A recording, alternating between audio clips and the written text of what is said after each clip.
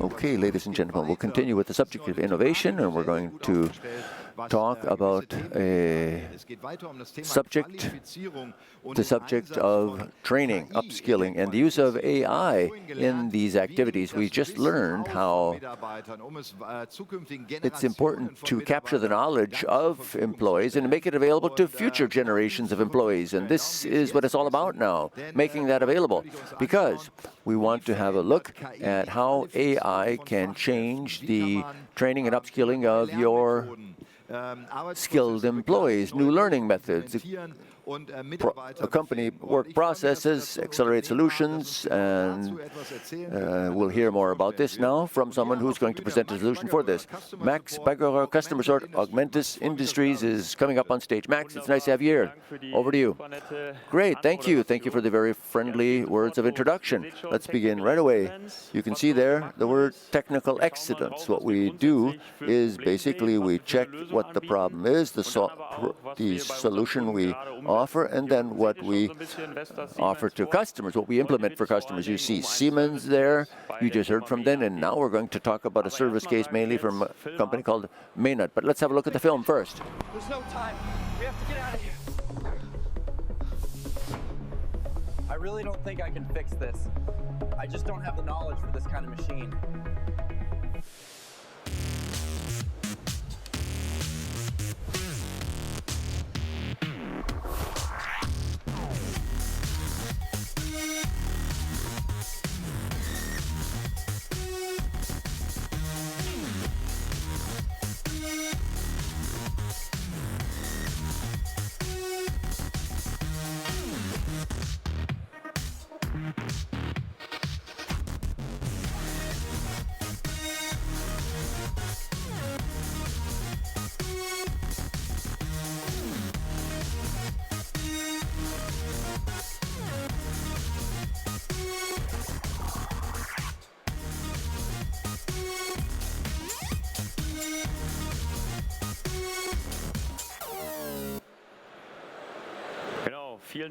Yes, thank you.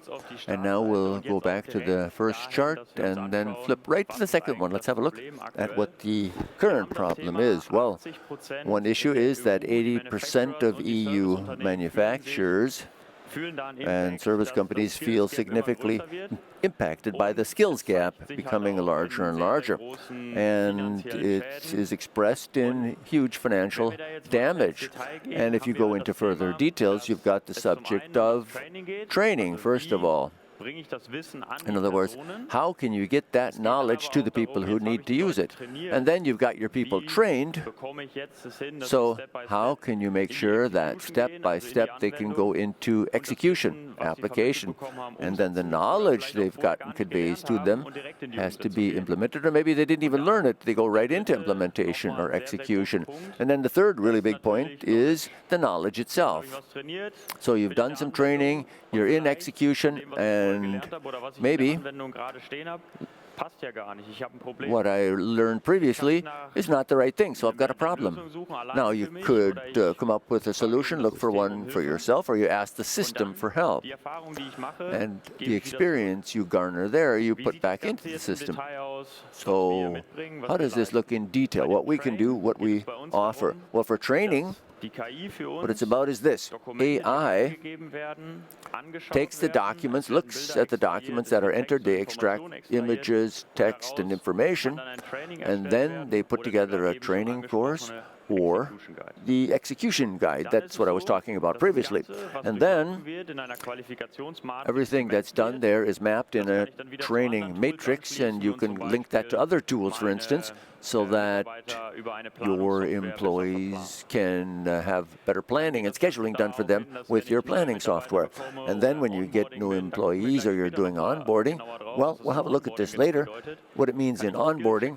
But during this process, you can do a skill check and see who can do what, and maybe you can deploy somebody here or there right away, or maybe you have to do some training for them. And at the end of the day, it leads to a certification or verification. Next, execution. And at the top, you see the chat, AI chat. You can ask for help. You can get help in solving problems, and you can directly create a guide on the basis of SOPs or process descriptions. And all of this is dovetailed. And then we've got a ticket system and AI task verification. And then, third component of the overall thing here is how do you convey, or how do you get that knowledge, capture it? Well, a lot of people in the market say, we'll let people talk, and we kind of summarize everything, we transcribe it, and put it in the system. Our approach is a bit different. What we first do is, okay, we figure out what's there, we go in there, analyze it, and then we do a step on top. That is the thing at the very end to close the loop. It's the feedback. Let's have a look at that in a minute. Now, let's first go back to the very beginning. What we do here is take technical documents that are already in existence. We put them in there. It breaks it down. We map it in processes, and we map it into the task that's broken down in the processes. And then we can do training courses and execution guides, and then troubleshooting. I was talking about that a minute ago. So the subject here is, what can I do to support people? Now, we've got the information in the system, as I said, but here you have the crucial point. The feedback that you provide, this is what's crucial. The system then can learn here, get better and better, and the next time I ask that question and describe the problem, the fault, then on the basis of probabilities, you'll see exactly what the fault is. Now we'll move on to training and upskilling management, and as I was just showing you, we can do the knowledge graph. Documents are read in, and it puts together knowledge graphs. The gears mesh, you see what processes, which tasks belong together, and then we could say, okay, what do we need in terms of upskilling so that these processes and everything we need in the company can be mapped? And then you compare actual and target. Situation is this: the training courses and the execution guides that you draw up on the basis of the processes that have to be carried out, well, there they see whether the employee has done the right thing. And so you can there compare what your workforce can already do and what they will have to do in the future in order to perfectly do their jobs. And here you see a chart on the chat from the chatbot that helps out. Okay, that's a nice solution, but the question then is, what does this mean in actual practice on the shop floor? Well, we have a partner now, not just a customer, but a partner called Maynard. And Maynard has 120 to 150 service technicians. They fly around the world and solve problems, do troubleshooting. So, independent of any machines, it's about hydraulics, it's about electrical systems, and they provided 4 of their customers to us. You see them on the chart, and one of them is Tesla. Tesla has different requirements, for instance, battery, than, for instance, this other company, Optima. So the question is, in the bottom part there, how can you find out what service technician can do what? And when you find out that the service technician who's there right now maybe can't even do what you actually need right then, what can you do? Well, the previous process was this.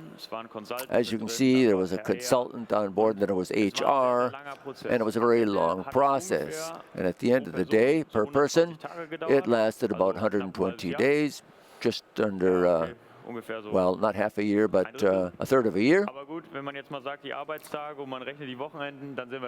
Now, if you add working days and weekends and so on, it is almost half a year, and above all, 40,000 euros. That's lots of money, and that means it's a huge loss, and you've got to pass that on to the customer for the service that you're offering. So what did Maynard now do with our software? Well, what they said was this: I will put my information into there, The second step will be, I will let this draw up a quiz on that. They have 800 questions in the software, and they can check the people when they apply, and if they achieve a level of 60%, then and only then will they go into the call and ask, okay, certain questions are asked, and then they say, okay, I'll have to have a closer look at that.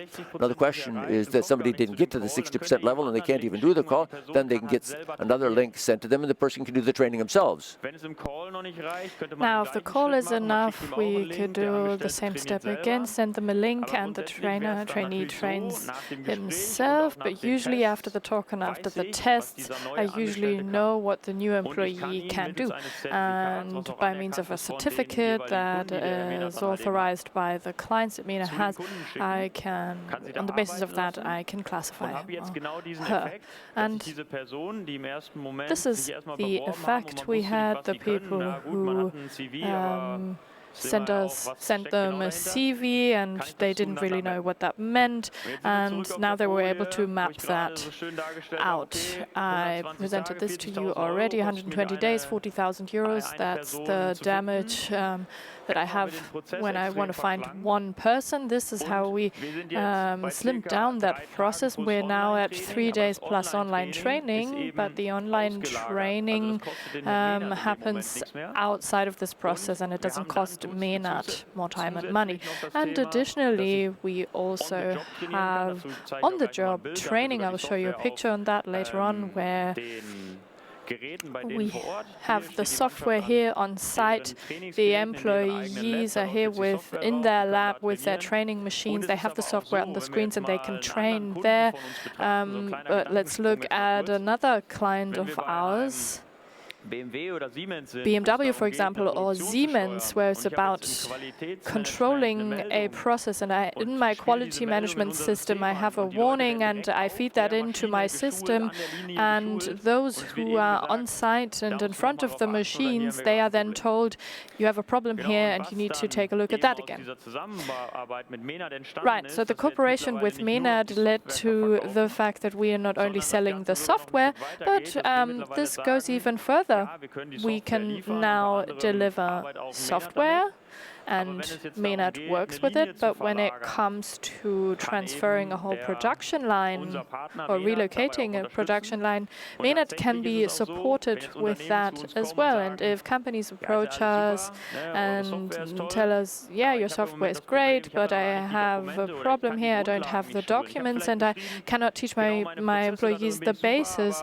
I have great processes, but I don't have anything on electronics or pneumatics. We can provide them with a portfolio of knowledge on that.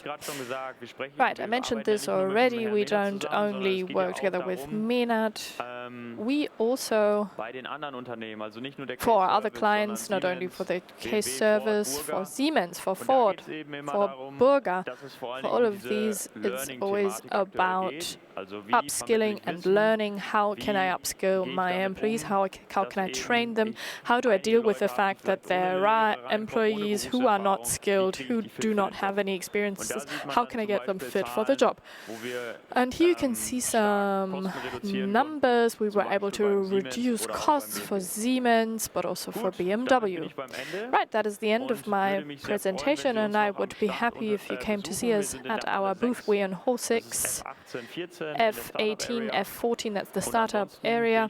And if not, I will be around for a couple of minutes. You can approach me with your questions. Thank you very much. Thank you. Give him a big hand. I've provided some questions. If you don't mind me, I will ask them. What I liked most is the real-time factor here. Often you're in the middle of the production, you're in the workshop, and you realize we need to change the process because there's an error that keeps reoccurring. But until the new employee comes in and corrects that error, 1, 2, 3 shifts pass, and I think this is a major advantage. Now let's talk about clients. Let's not talk about economical side of things. For me, it would be important to know small, big, what are the type of clients that you work with. Well, we need to split that up. We have the producing industry, manufacturing industry. We have the manufacturing industry where we work with the maintenance side of things. And then we have service technicians. That's, for example, a few of the companies here, milling technicians. They're here. They send their technicians to their clients. Those are the people that we work with. And a client like Menard, who doesn't have any machines, those are clients that we work with too. What's the size? Well, that depends. We always name the big ones because they are known. And then we know if we go through the data, if we leave the data security things behind us, we can also do that for smaller clients. What does your solution cost? Well, our solution is a model that is a software as a service model, and we calculate that per user. And this always comes with a side fee. Now, rolling this up across several workshops, we can then actually calculate the price. So it's basically a subscription model, or do you pay a license one time? No, it's a subscription model. Right. Okay, great. How long does the implementation take? What would you say? If you decided to work with us today, you get access and you can start. It's web-based. You can use it on your phone, on your tablet, at the machine, on your computer. It's plug and play. Great. But what big clients always ask us, or people who work a lot with data, we can also do it on-premise. We can do it with your own servers. On site, we can use AI. We are API first. That's our approach. No problem. Great solution. Thank you very much, Max. Big round of applause. Go and see him. That will be worth it. Thank you very much, Max.